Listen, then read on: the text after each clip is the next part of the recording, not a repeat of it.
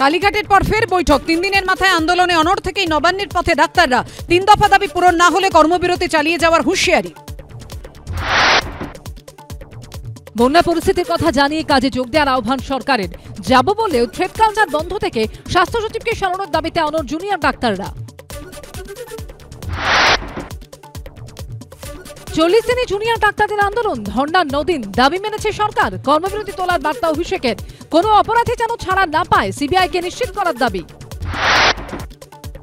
বিচার চেয়ে রাস্তায় জুনিয়র ডাক্তারদের নিশানা। চিফ মিনিস্টার তো প্রায় সবই মেনে নিয়ে এখন যা হচ্ছে সবটাই না।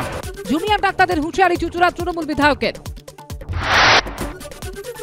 আরজিকর কাণ্ডে তোলপাড়ের মধ্যে মন্ত্রী স্বপন দেবনাথের মন্তব্যে বিতর্ক। দুটি ছেলে একটি মেয়ে, রাত তখন দুজন অভয়বাড়ি দিয়ার খাতা।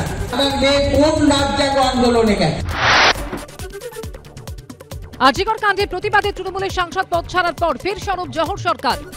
চাপা রাগ খুব মানুষের মধ্যে, কিরকম যেন কুচক্রের রাজ্য।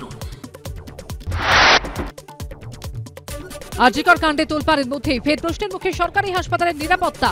কৃষ্ণনগরের শক্তিনগর জেলা হাসপাতাল চত্বরে মদের আসর, গ্রেফতার 2 পূর্ত দপ্তরের কর্মী।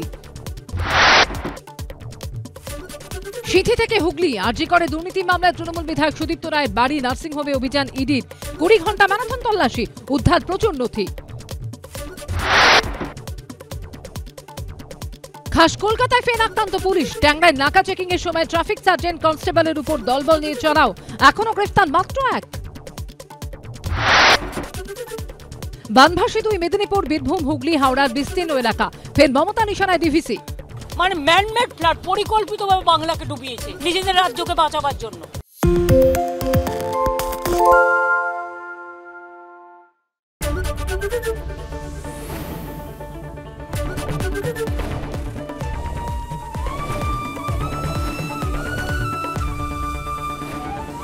এবিপি আনন্দ, এগিয়ে থাকে, এগিয়ে রাখে। বাংলা ঝামেলা চায় না, বাংলা খবর চায়। বাংলা খবর, বাংলার খবর। সত্য অন্তহীন, সত্যের খোঁজও তাই, সত্য সন্ধানে তাই আমরা অক্লান্ত, অকুতভয়। এবিপি আনন্দ নতুন ভাবনার প্রতীক, যা মনে মুক্ত, তথ্যে যুক্ত এবং যাবতীয় সীমানার বাঁধন থেকে মুক্ত। সীমা না শব্দটির মধ্যে লুকিয়ে আছে মানা শব্দটি, যেন চোখ রাঙানি এক অদৃশ্য বেড়াজাল, যা আটকে রাখে আমাদের এক ছোট্ট গণ্ডির মধ্যে। একমাত্র সঠিক খবরই গড়ে তুলবে এক মুক্ত সমাজ।